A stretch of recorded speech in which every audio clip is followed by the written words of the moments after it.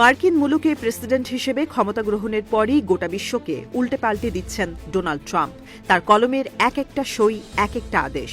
সেই আদেশ মানতে হবে আমেরিকাকে, কারণ তিনিই যে সর্বোচ্চ ক্ষমতার অধিকারী। তিনি যে নির্বাহী আদেশ জারি করবেন তাই মানতে হবে মার্কিনদের।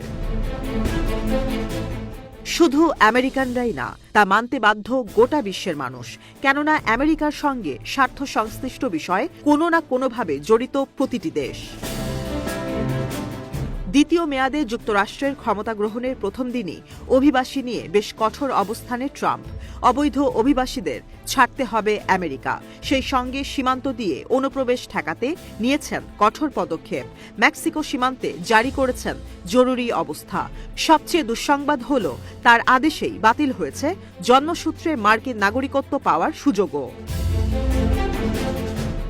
এত খারাপ খবরের মধ্যেও আমেরিকায় যেতে ইচ্ছুকদের জন্য ট্রাম্পের পক্ষ থেকে রয়েছে সুসংবাদ। H-1B ভিসা নিয়ে কর্মদক্ষ ব্যক্তিরা এখন থেকে সহজেই যেতে পারবেন আমেরিকায়। এ বিষয়ে সবাইকে উৎসাহী করছেন ট্রাম্প। এ নিয়ে খবর প্রকাশ করেছে ভারতীয় সংবাদ মাধ্যম দ্য হিন্দুস্তান টাইমস। খবরে বলা হয়, মার্কিন প্রেসিডেন্ট ডোনাল্ড ট্রাম্প চাইছেন কর্মদক্ষ মানুষেরা যেন যুক্তরাষ্ট্রে যান। মঙ্গলবার হোয়াইট হাউস থেকে এ কথা জানিয়েছেন তিনি। ট্রাম্প ক্ষমতা গ্রহণের অনেক আগে থেকেই বিতর্ক চলছিল H-1B ভিসা নিয়ে। সেই বিতর্ককে সঙ্গী করেই সোমবার আমেরিকার প্রেসিডেন্ট পদে শপথ নিয়েছেন তিনি। ট্রাম্পের দ্বিতীয় জামানায় H-1B ভিসার প্রসঙ্গে কি পদক্ষেপ নেওয়া হবে তা নিয়ে আলোচনা চলছে বহুদিন ধরে। তবে সব বিতর্কের ঊর্ধ্বে উঠে কর্মদক্ষ মানুষদের H-1B ভিসায় আমেরিকায় যাওয়ার আমন্ত্রণ জানান ট্রাম্প। মঙ্গলবার ওপেন এআই সংস্থার কর্মকর্তা স্যাম অল্টম্যান, সফট ব্যাংক কর্মকর্তা মাসায়োশি সন এবং ওয়ার্ক কর্মকর্তা ল্যারি এলিসনের সঙ্গে সাক্ষাৎ করেন ট্রাম্প।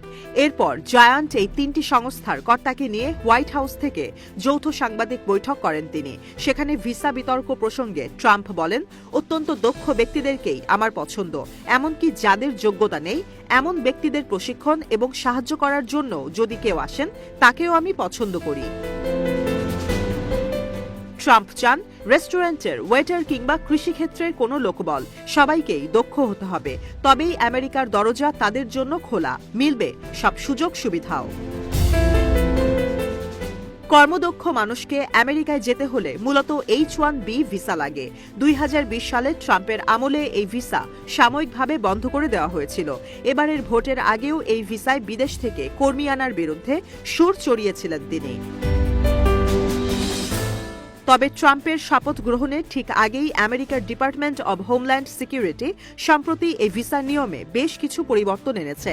গত শুক্রবার থেকে H-1B ভিসার নতুন নিয়ম কার্যকর হয়েছে। ডিপার্টমেন্ট অব হোমল্যান্ড সিকিউরিটি অবশ্য এটিকে আধুনিকীকরণ বলেই ব্যাখ্যা করছে।